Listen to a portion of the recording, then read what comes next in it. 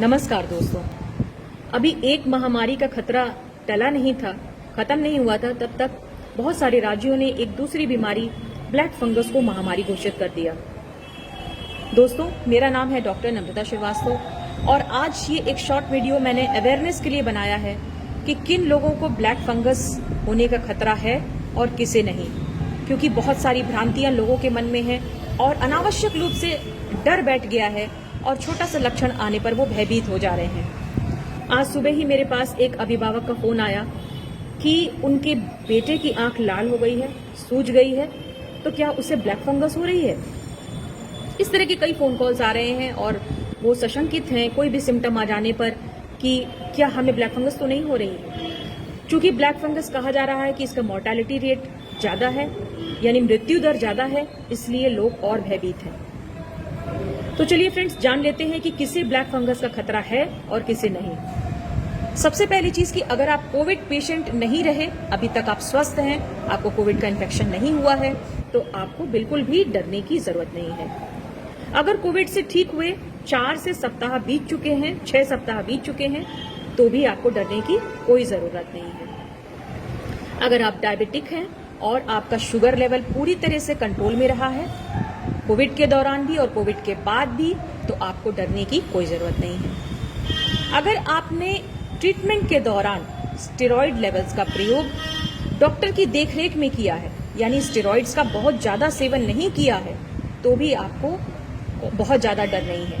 हालांकि यहाँ पे ध्यान देने लायक ये बात ये है कि जिन लोगों ने कोविड की ट्रीटमेंट के दौरान स्टेरॉइड दवा का प्रयोग किया है, उन्हें अपने शुगर लेवल को चेक करना है और नियंत्रण में रखना है। देखा यह जा रहा है कि जिनका स्टेरॉइड दवा से का इलाज में प्रयोग हुआ कोविड के दौरान, उनका शुगर लेवल अगर अचानक से बढ़ता है तो ये ब्लैक फंगस को ग्रो करने का और पनपने का एक मौका दे रहा है।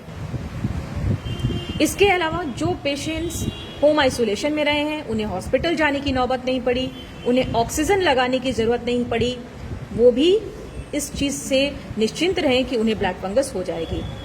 यहाँ खतरा उन लोगों को ज्यादा है जिनको कोविड के ट्रीटमेंट के दौरान जो सीवियरली कोविड इन्फेक्टेड थे, हॉस्पिटल में एडमिट हुए थे और उनको ट्रीटमेंट के दौरान ऑक्सीजन सप्लाई देनी पड़ी थी।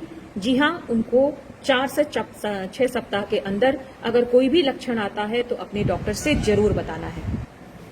अब मैं छोटे छोटे प्रिकॉशंस आपको ऐसे बता दे रही हूँ जिसको सभी को ध्यान में रखना चाहिए। सबसे अहम बात कि जो मास्क प्रयोग किए जा रहे हैं उनकी हाइजीन पर आप लोग ध्यान दीजिए। बहुत सारे लोग एक ही मास्क को 3 से 4 दिन लगाते हैं, तो ऐसा ना करें। और अगर डिस्पोजेबल मास्क है तो एक ही दिन में यूज करके उसको डिस्पोज कर दीजिए। रीयूजेबल मास्क है तो उसको अच्छे से धो के स्टेरलाइज करके फिर दोबारा प्रयोग करिए।